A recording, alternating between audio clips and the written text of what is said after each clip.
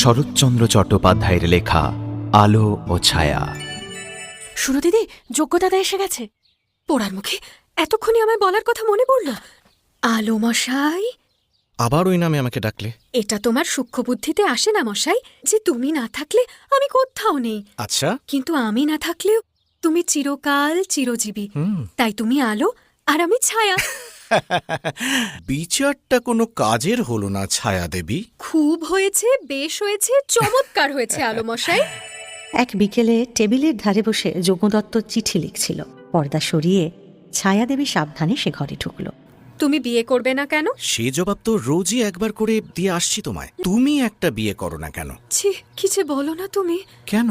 বিধবার কি বিয়ে করতে আছে নাকি হয়? কেউ বলে হয়, কেউ বলে হয় না। এবার একটি বউ আনো না দাদা। বিয়ে করার শখ আমার বিন্দুমাত্র নেই, কিন্তু তোমার যদি একজন সাথীর প্রয়োজন হয়ে থাকে তবে বিয়ে করতে পারি। হ্যাঁ, নিশ্চয়ই করো, খুব আনন্দ হবে। আচ্ছা। মাঝে আরও বেশ কিছুদিন কেটে গেছে। যজ্ঞদত্ত মেয়ে তো দেখতে গেল। মেয়েটির নাম প্রতুল। দু হাতে তার কাচের চুড়ি আর একজোড়া সোনার বালা।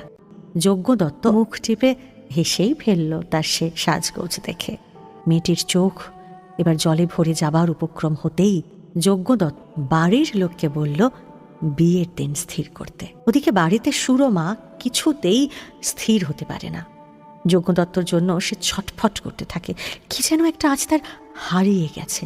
আর ঠিক এমন সময় যজ্ঞদত্ত ঘরে ঢুকল। কি পছন্দ হলো? হ্যাঁ, হলো। কবে বিয়ে?